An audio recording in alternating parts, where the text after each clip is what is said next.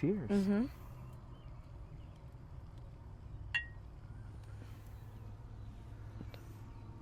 All right. What a week. Would you like to share with everybody No, I don't want to say. what happened? I don't want to say a thing. Why not? We were in Nebraska. I have something in my hands. We had a viewer. I'm still fidgeting. We had a viewer complain. Oh my gosh, I had someone ask me a question and I forgot it. There's a question. It's okay. We got a lot of. We have a long trip. We I'll have a go long back and trip. review the question. Crap. All right, let's discuss. So Thursday the 22nd. I don't remember. It was Nobody remembers everything. Everything's Thursday hazy. night. We got everything packed up. Super late. We should have left. I was feeling it though. I was feeling it. I was packing. I was feeling good, and then all of a sudden it was like we picked the kids up and Super tired. time left. So basically, we left at like 9. And we made it to Huntsville, and I had to pull over, and we went to sleep at Buc-ee's. You did. Was probably in the back already sleeping. Everybody was asleep except me, and I was very tired. We slept for an hour or so, then we got up and finished the way to Murfreesboro. And And then what happened? for those of you who do not know what flat towing is, so flat towing is when you go through and you have some sort of a dolly, or if you have a vehicle that can have a base plate on the front mounted, and you have these bars hooked up to the back of a camper, and you can put it into full-time neutral and basically drag around your car. For us, there's only certain models that we can use because we have so many children and dogs. So it's like basically just a couple models that are 3-row SUVs. So we had our Jeep Wagoneer flat towing behind our bus.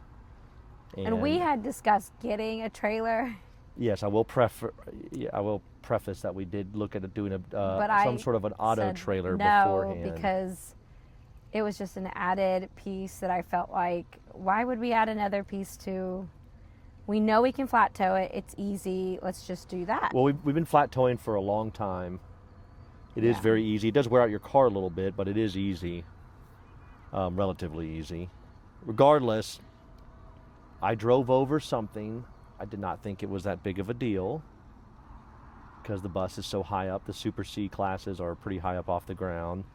And I felt a little bit of a jerk and some weird stuff in the back. And I didn't really think anything about that. And then I actually didn't tell you this, on the camera I saw like a flash. You were telling me that. You told me that. But I thought that Someone camera acts so flashed weird you. anyways. Yeah. And then somebody was flashing me. It's like 3:15, It was 3:20 in the morning, late. flashing the crap out of me. So I'm like, great.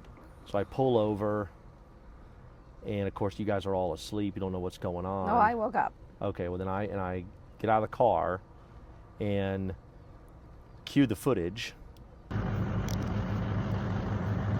So this is what happens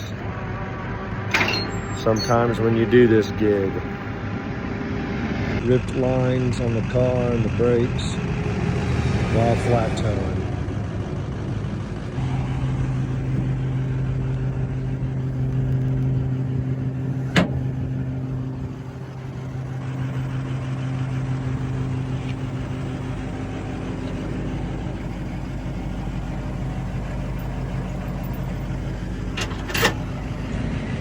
And basically I destroyed the car. the front left tire, hit something, shredded it, destroyed the I think wheel. it's a washing machine. Yeah. Marcus asked us to drive over a washing machine. There was That's like a not pallet gonna of go bricks. No, No, you said it was white. I think You so. said but that in your days. It was white. I thought it was a piece of garbage, but regardless, it was something that cut the tire, and then it just not only destroyed the tire, but then cut You said the guy said that it was air like suspension sparking. line. Well, yeah, it was drug on the wheel. Yeah.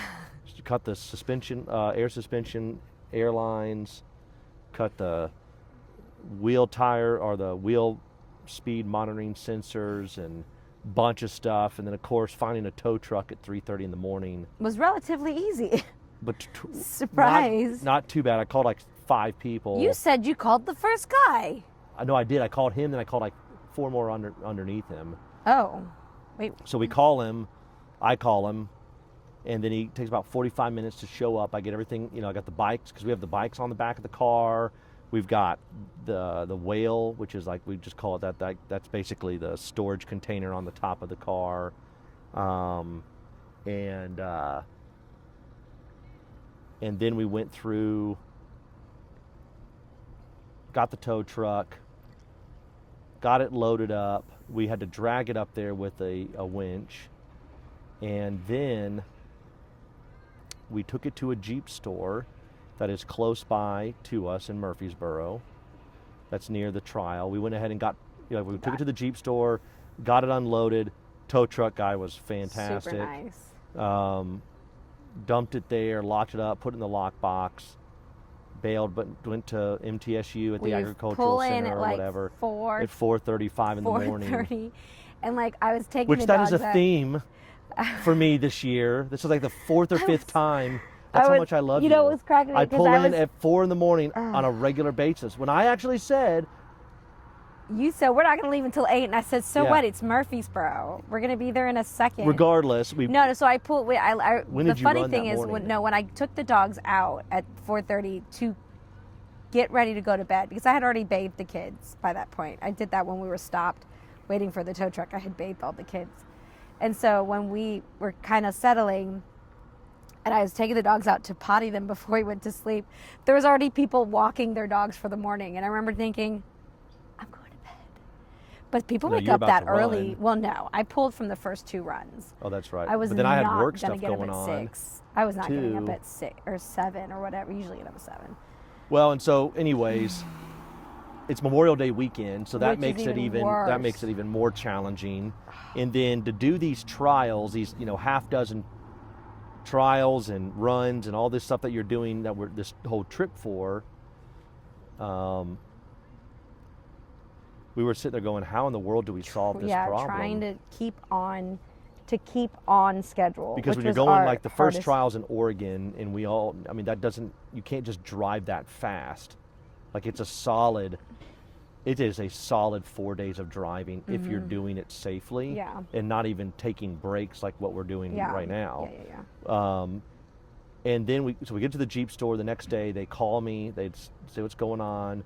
This is your part of the story because I have nothing to do with that. I will Yes. talk about my We were just screaming at each other a lot. a trying to lot figure of this. stop knee jerking, stop freaking out. Well, anyway, so the Jeep store calls me, and I will say, like, shout out to the Chrysler Dodge Jeep Ram of Murfreesboro.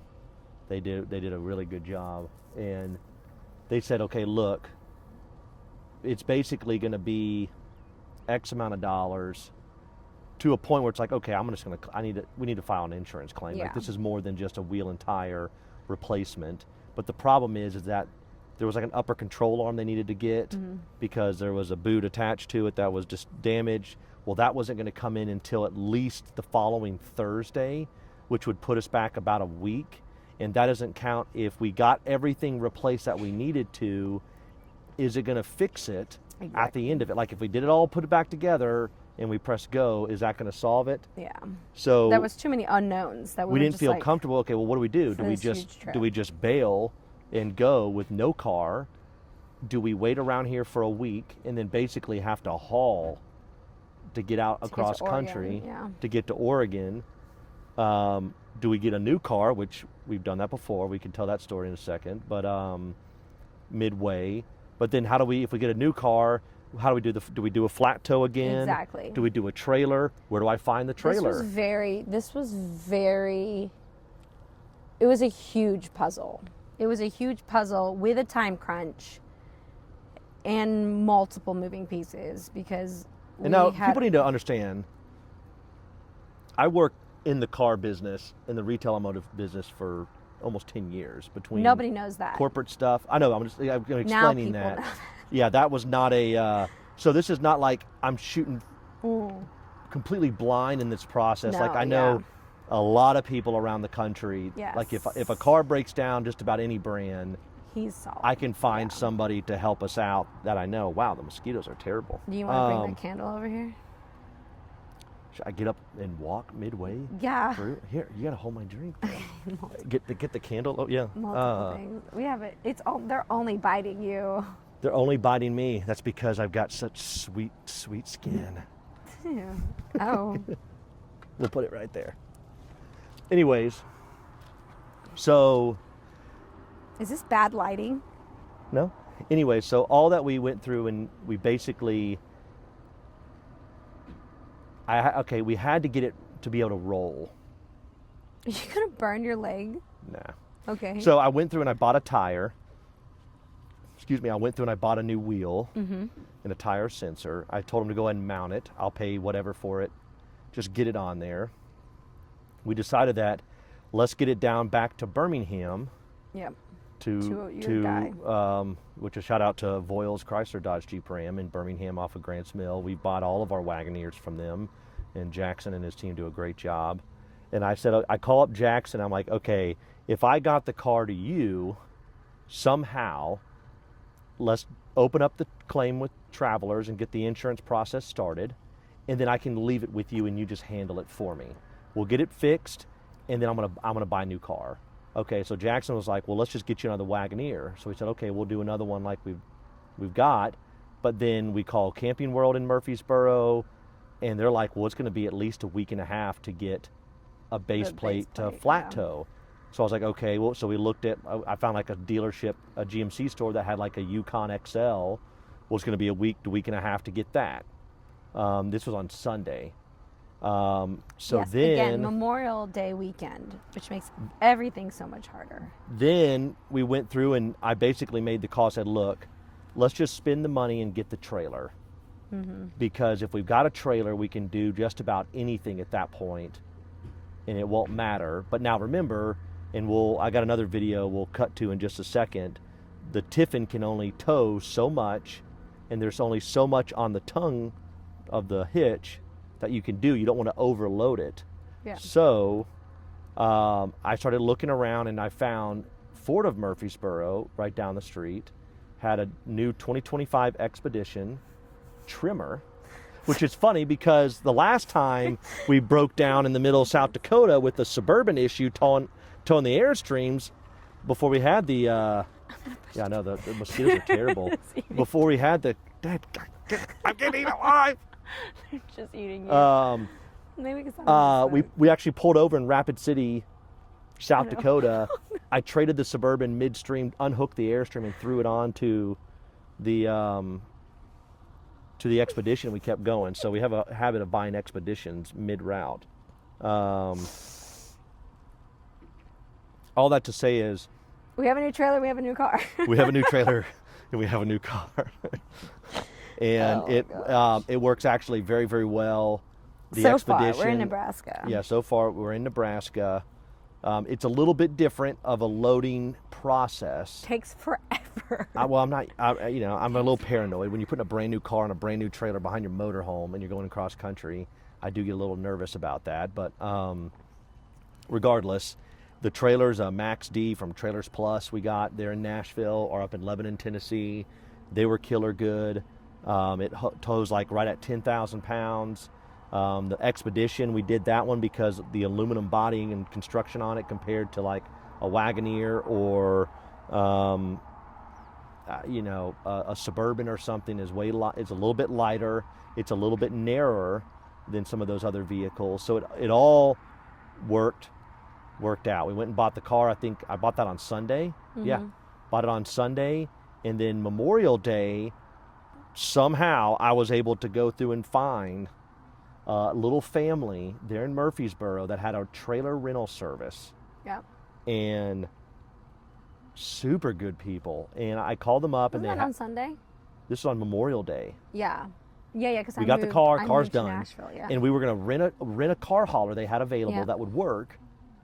Rent a car hauler, and then I was going to be able to get ahead of schedule and take the Wagoneer back down to Birmingham to Jackson's team. Yep, on Monday. And we show up with the new Expedition, and he's got this this trailer, and he's like, "Sir, I just don't feel comfortable with you pulling with your new car. This is a lot of weight.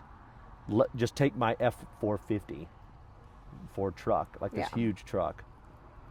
And I was like, "Are you serious?" He's like, "Yeah, it's not a big deal, man." And so I literally dumped you and the kids at the at the camper, and I said, "Go to the KOA up north of Nashville. I'll buy the new trailer on Tuesday morning, like first thing when they open up." Yeah. And I did a turn and burn to Birmingham. I loaded up the car. And you didn't get back too late. Would you get back at like 11 on Monday? Yeah, got back at like almost midnight. But I did a turn and burn to Nashville. I got the car to Jackson's, unloaded, gave them all the spare keys, because we're going to basically sell them the car when we get it all fixed and done.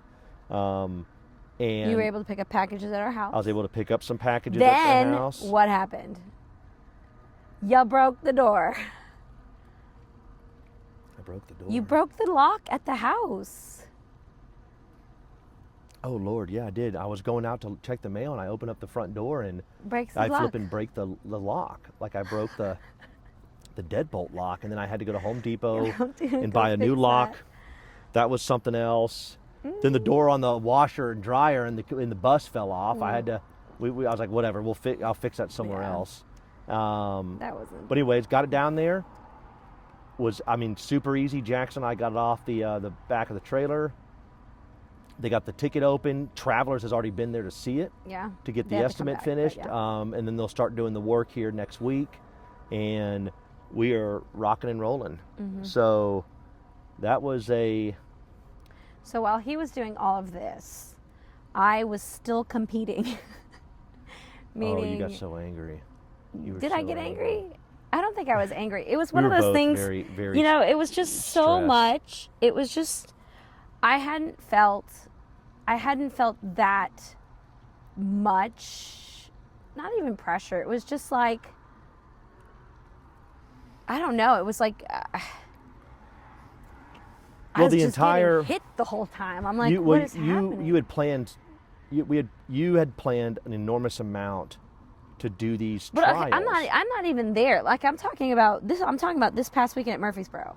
Like I'm not even. Oh, you're talking about as in for me. You were like, well, you were just going to get the car worked on, and just sitting in that dealership. You were just sitting in that. I was just sitting around. Well, I was toting the doing kids. nothing. And you sound. I'm having my coffee, and I'm just sitting. Yeah. I was like, hey, I'm gonna go get a massage when I'm working on the car. Can you just handle the kids while you run? It was that. That's what I was doing. So I had the kids. So we were in Murfreesboro. Boy, these mosquitoes. All 3 days. Friday, Saturday, Sunday. I pulled from the first 2 runs on Friday because I needed to sleep. I needed at least, I had slept, but if you're in the camper, it's not the most peaceful sleep. So anyway, I woke up, was in time for my standard Premier run, and Monty had to get a criteria reminder, so he flew off his teeter, and I had to remind him his teeter criteria. And then from then on, he was perfect. The most successful weekend I think we've ever had from Monty. And I felt like I was drowning. You had no idea what was going on. Drowning the whole time. He was so responsive that it was one of those moments where I was like, thank you for something good. He was just so good. And Maple was great too. She got real sticky and I think she feels a lot more from me than I think Monty. Monty is more of a steady, he fills in the gap. Maple wants to make me feel better, I guess. I don't know. It's a weird thing. So she was a little bit extra sticky, but I tell you what, I had forgotten because usually at trials we go to, the kids are close by and they're fine and I can go back and forth and Parker's there and I'm not having to bring them inside with me. I had forgotten how hard it was. And it's way harder with multiple kids because when it was Mag, I remember Murfreesboro with Mag. When I had Tor, it was COVID. So, I don't think we trialed until he was like a year old. So he wasn't that weird. All of that. No, he was 2 because Eiley was born in 2020. So it was just this weird, I just don't remember, and maybe I blacked it out, but I don't remember it being as hard because when I would go to trials. It was not that hard. Huh? We got 4 kids now. No, but I mean, like, I feel like when they're older, you'd think it's just going to get, like, a little bit easier. No. But thank you. No, but with Magnus, I remember pulling up to the ring, because when I run, when I bring the kids in, I'll pull them up to the ring and put them in an area that they're kind of secluded, or with Magnus, put him in an area who was secluded, and he was perfectly content just sitting there. With Gunner now, unfortunately, I don't know, it's like, because he sees the other 3, because Eiley was up too, because she saw Magnus and Torsten, he sees them, and of course he wants to get up. So he was complaining, and he's way less capable of calming himself than Magnus was. So it was really, it was one of those, I remember Murfreesboro, I've been to Murfreesboro twice, where I've gone, this is hard. And I hate that feeling. But again, I can't say it affected our performance, because it was probably you won a bunch and it got was first. It was probably one of the most successful. And again, thank goodness, because it was like I'd run back to the camper. We had a little friend that would come over. It was just a bunch. Like, it just was a bunch. And I remember thinking, oh my gosh. That was really tough. I've been in some, like stuff with my grandfather and in the summers in Montana. Like, there's been some weird, sketchy situations. And you and I have also, like, we've been in, like, with cars and, like, on the side of the mountain. Those were hard to solve. You and I have been in some challenging moments to be able to figure out, but this was a very, very intense. It was just tricky to 4 find. days. Yeah, because it was either there's only one. It was either we do the whole trip with no car, which you could, but that would be very, very difficult, especially with some of the trials and where we are and how, all this kind of thing. Yeah. Or we wait a week, and then we're in a situation like that one year where we did like a cross country agility run, but it was like a just go, go, go, go, go. It was like, we drive, we stay one night, we drive again, we stay one night, we drive again, and it just destroys you. It's not pleasant. It's very difficult. I feel like now I'm finally able to, like, and I can only imagine for you, because you're having to work through all of this on top of that. Oh. What? So nice. You have to work? Wait a minute. Yeah. Well, no. The working component is I'm able to do. I will say, if anybody is ever considering, which they don't endorse us or anything like that, but Starlink is flipping brilliant on the motorhome and having that. Like that, if this was the old days when we were having like hot spots or cell phones in the Airstreams and stuff like that, that would be very difficult. It was very difficult to do work in a mobile capacity that way, but having Starlink really does, that changes a lot. But regardless, we've got a trailer. It works great. So we left. I ended up finishing the trial. Magnus and Torsten, my oldest Magnus is 9, and Torsten is 6. He'll be 7 in September. They were working the trial, so they ended up doing, like, Magnus was gate stewarding, meaning he calls the names of the dogs that are about to run. As I gotten older, you actually loves have them it. all volunteer. Well, yeah, to he work loves the competitions. it. Granted, Magnus, if he can be the center of attention and screaming, he's all for it. So Magnus always wants to gate steward. So he was able to help this weekend, which really helped me, because there were times that I was like, he'd get up and then he'd help me hold the dogs, because again, I had to have everybody. So I couldn't go back and forth to the camper, because it is quite far when you're camping at Murfreesboro. So I'd have to bring both brown dogs if they were doing Premier or Fast or Time to Beat, anything like that, because they were so close together, because Monty's 16, Maple was 12. So they would hold the dogs, and Torsten was working. He scribe sheet ran, so he would take the sheets from the trials, the scribe, and then take it to the trial secretary. And even a couple classes, Eiley helped, and she ran scribes, because towards the end of that weekend, we're going to get to the point with all our kids where it's like, I'm just running a whole trial. Each club we go through, it's like we don't even have to have volunteers anymore. Just the I tell you what, Rosenbergers. G-Back for sure is The Rosenbergers just run the entire trial just with one family. He got so many Magnus for sure, and Torsten did too. But they were so complimentary. Like, everybody was super sweet. And even the judge came up to Mag and was just like, you have been the best scribe. Like, she could hear him, and he was saying, last dog this high, he would say the jumps, he was on top of it, but he really likes to scream, and he loves to be the center of attention. So he was set. So them working helped, but again, I had two littlest, which Eiley, of course, wants to do everything Torsten wants to do. So she wants to work, but of course she's 4, so she can't really work. And then Gunnar just wants to run around and throw dirt. So it's just, we got through it. And I'm not there. And you're not there. And every once in a while you pop in and be like, well, like I bring the car to the you arena, brought the car, and I go in there and I watch the kid, I fine. go look at this. Is this good? Yeah, we're good. It's okay, fine. we're done. And you're like, do you need anything? No. Well, like, what am I going to say? Yeah, take all the kids with you, get a new car. No, of course not. Like, yeah, just go. Well, they were fine. I mean, again. Now, I will say, I guess one thing that would have made it easier for somebody else is we have to have a 3-row car. We have to have well, I mean, that's a 7-passenger car. Like, course. you could buy and flat tow a Jeep Wrangler, which people do Everybody all the time, does, yeah. or something smaller that you could have just grabbed and gone and go in 2 seconds. But because we have so many such kids. a large family and the dogs, we have the crate in the back, like all these things, it has to be a true 3-row, 7-seat vehicle. Yeah. So it was tough. That was really tough. And then we bailed out. We left on Monday. We ended up spending the night. No, we ended up spending the night Tuesday. Sunday. We ended up spending the night in Murfreesboro Sunday, which and then also was Monday in Nashville. Yeah, Sunday, which wasn't the plan, but it was the plan because I was not getting us to St. Louis until Monday. Anyway, so I was like, oh crap. So I ended up paying Sunday night.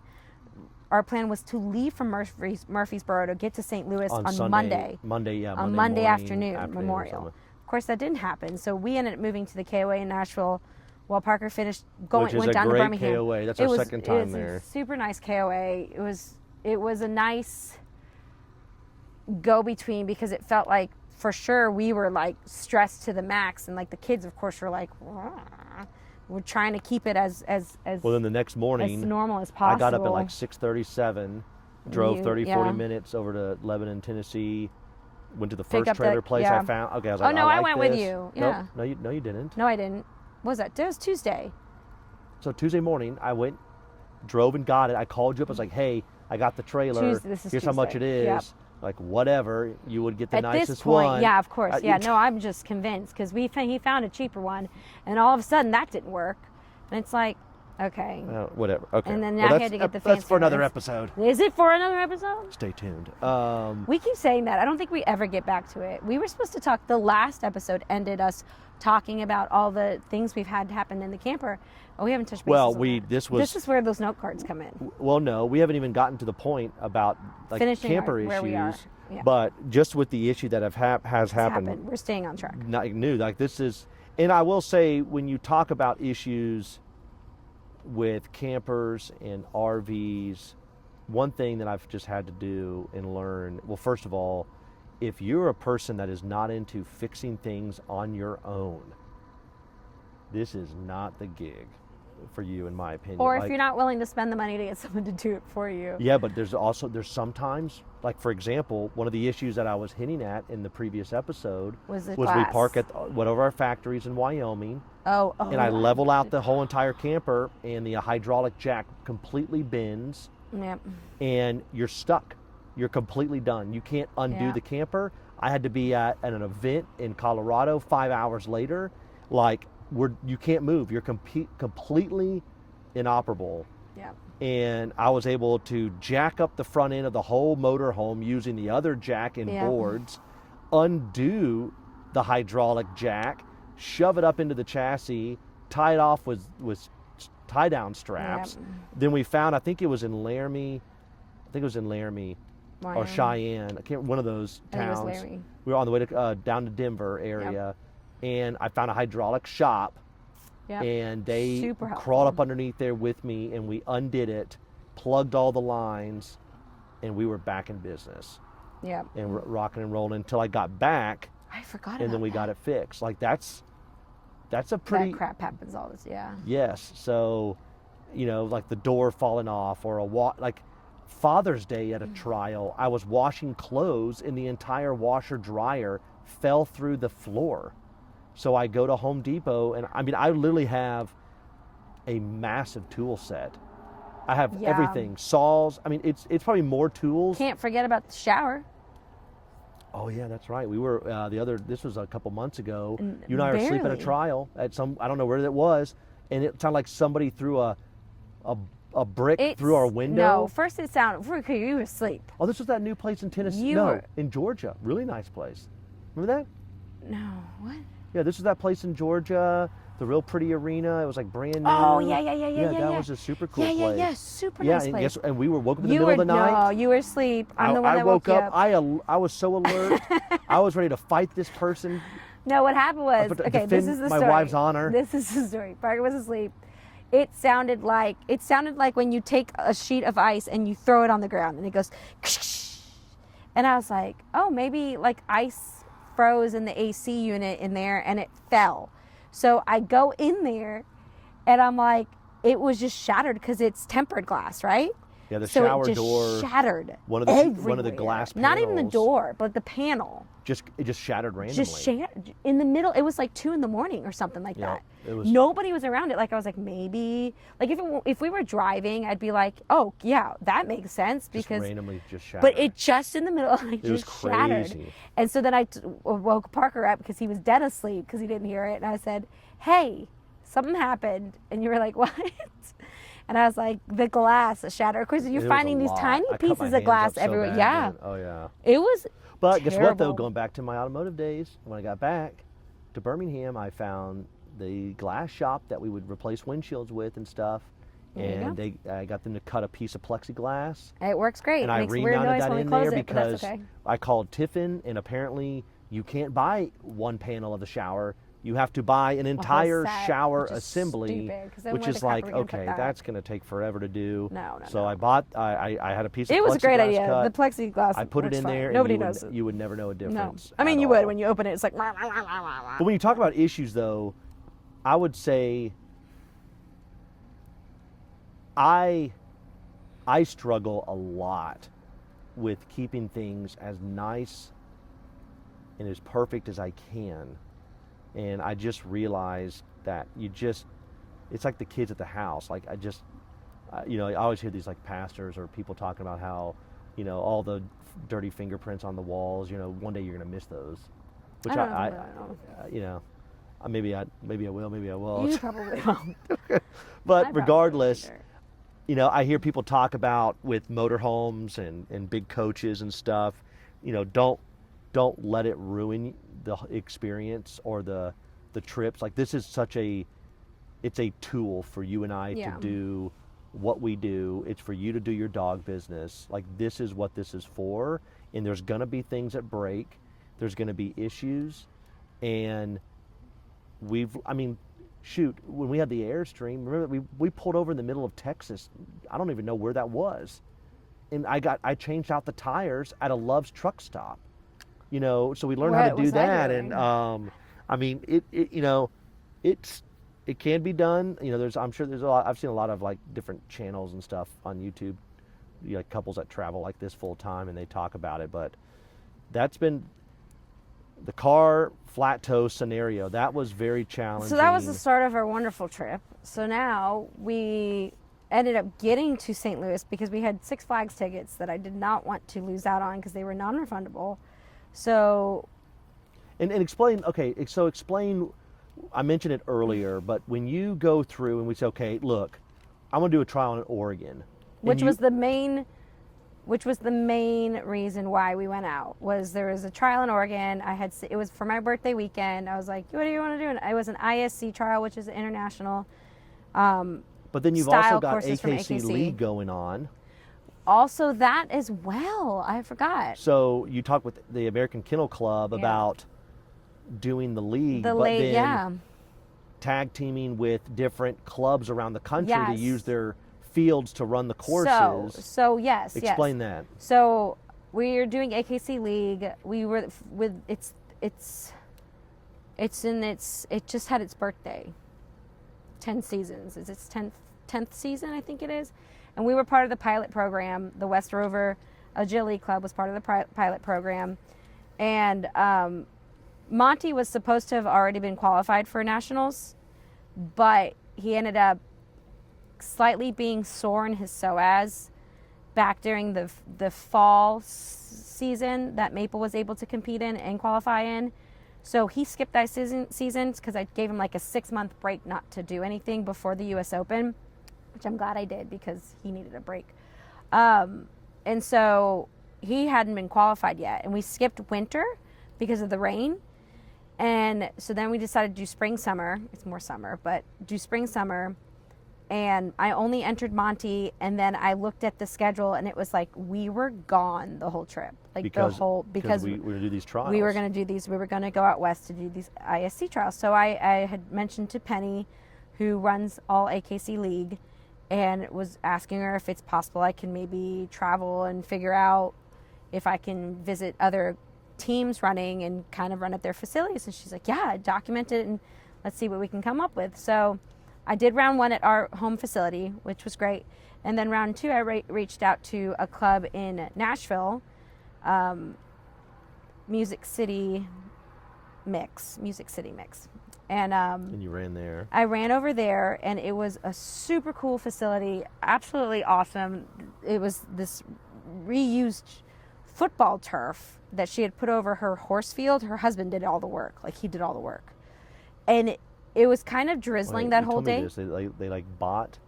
Because she was saying every Stadium. 7 years the high schools have to get rid of their turf, so it's pretty cool. darn good turf.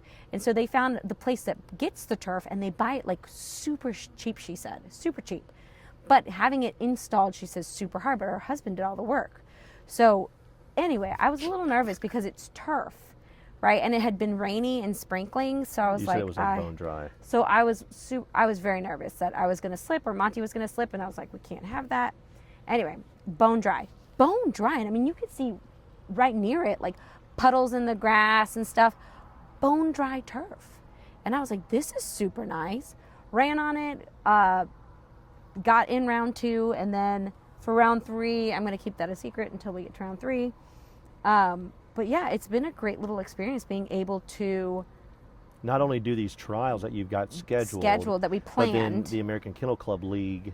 We're doing this whole like visit. That you're going to be clubs. visiting random clubs and running with them, and then AKC is posting about it, and then of course we're doing these episodes while we're traveling as well. Yeah, it should be a. I think it will give everybody a really cool insight. Yeah. On how do you do? Well, first of all, how do you do it? Like, this is how we've done this. We've done it with the travel trailer. We've done it in just cars, and we've done it in a bus. So we've done it every single which way, besides like biking and hiking, but or on a motorcycle or hitchhiking. Or hitchhiking. Yes, we have not done that. That'd be very difficult with all 4 kids and 5 dogs. Kids and 5 dogs. But then also, the different clubs you're going to see. Yeah. What it's like to run with those clubs, which I'm really excited. Like that one time you ran with the Yellowstone Dog Club out there near the house in Montana. I did a trial out there. You did that was pretty cool, and I do enjoy traveling and trialing in new places because it's also funny when you show up and it's like a judge. Yeah. Or they're like, oh, it's Viveka. Nobody says that. Everybody says that. No, they're usually like, oh, it's Parker. That's that guy. Oh yeah. Name that breed. No. We got to do a name that breed. We do have to. I want to use that book that I have. It's easier. That 90-pound book. 90-pound book that's been sitting in our camper. No. I'm really excited. But we had planned to do this based off of the ISC trial. And then I was like, well, if we're going to be over there, let's just hit up. And then there's another ISC trial. We don't have to deal with school. Yeah, because it's summer. It's summer, so we can book out trials everywhere. Yeah. And we're not restricted by a distance. Yeah. Unless I hit something. Flat towing, and then we have to stop. And then we have to stop and buy a new trailer and a car. Yes, that as well. But let's go back to the trip. So Tuesday we end up leaving. Yep. Leaving Nashville. Get to St. Louis. Got to St. Louis Tuesday night. We took a break. I did some work. We just kind of recuperated. We went and played a little bit that afternoon at Six Flags. On Wednesday. Yep, on Wednesday. Packed back up. Thursday morning, hit the ground. It's so nice in the bus because the kids can be asleep while we go to the next stop. Yep. So we pack up, got the car on the trailer. 5 hours later. 5 hours no, I'm just later. Kidding, that was a joke. Took forever. And then we pulled into Seward, Nebraska. Yep, so that's where we are right now. And then from here, we springboard over to, because there's I think a nice KOA over in Colorado and Fort Collins. The way I plan these trips, Lava Rock. A lot of the time Parker doesn't understand how I plan these trips. So I try to, first of all, to kind of wrap this up, explain the KOAs and why you do it and you plan it that way with KOAs. I like them. Their pet policy's good. I really enjoy. The KOA holidays are super nice. And the resorts are super nice. Journeys are nice. They're all really nice. There's not one that I've been like, I hate this. Well, we always know that KOAs have got hookups. We've always known that they got dump stations, or they're going to be able to have full hookups at a site. They're usually great spots. They're level spots. Yeah. They've got amenity. There's so many around the country. They have a little convenient app that you can look at the map. By the way, and they're not see. Sponsoring this video. They're not. But this is KOA. How we travel, because it's so. It is easy because you can look at the map, and then that's how much I plan it. Like, we had to get to Oregon for this trial, and then I did where we needed to get a couple states still for our map. We still, I think, need 3 more after this vacation. If we can get to all of the states, who knows, right? But at this moment, we just got Nebraska. We didn't have Nebraska, so I knew I wanted to get to Nebraska. So I pinpoint the places that I want to get to. Well, and the way that we're going, you're right off of 80. So I have no idea what the routes are. I am literally looking at a little map. Does it make sense? Because you were telling me it wasn't making sense. No, it makes sense. I mean, my family's got a place out in Montana, and Viveka and I lived out there. We've done this trip across country. I've done it. We usually go South Dakota. Multiple dozens of times. Yeah, but we usually go South Dakota. We've done South Dakota way. We've done through Texas way. We've done through Oklahoma way. We've done through Kansas way. We've done them, all of them. And so anyway. It's the KOAs make it nice when we're not camping at trial sites. Yes, or KOAs, if they don't have one relatively close to the trial. Yep. We'll always hands down do a KOA, just because I know the company. And they're usually right off the interstate too. Yeah, they're usually easy to get to. Again, I mean, we're at one right now, This is a brand new one. It's brand new. It's super pretty. Built in 2023, you said? Yeah, the lady told me that I think the owner was it's super it was built nice last pool. year. I mean, it's right huge. next to us. It's huge. Great laundry facilities. Pet park. Yeah, they've got a bounce pad, a playground. Big ponds they built. Yeah, it's great. Beautiful. And again, most of them are really, really nice, and that's how I kind of built my trip. And then there was an ISC trial in California, so I'm basing it off of the trials. And this judge that you're running underneath. That's in New Mexico. But is it going to be the judge that's going to be out in? No, in Sweden. The designer. Yeah, the designer. So when I travel over to Sweden, one of the judges designing for this ISC trial in Oregon is designing the courses there, which I just found that out literally 2 days ago. I was like, well, that's convenient. I can get some practice in, because the whole team's talking, and I feel like I'm missing out on a summer of training with my dog, but I'm not. I really feel like I'm looking at my schedule. I'm doing this whole pretty much trip is ISC, because we've got the 2 ISC, one in Oregon, one in California. Then we got the world team practice in Utah, and then we'll end on 2 AKCs. But we've got a ribbon cutting for the other business stuff in Wyoming, and this is distracting. That is a. Is this a weird light now? There we go. Thank you. I mean, hey, we're at a giant campground. I'm 100%. I'm 100%.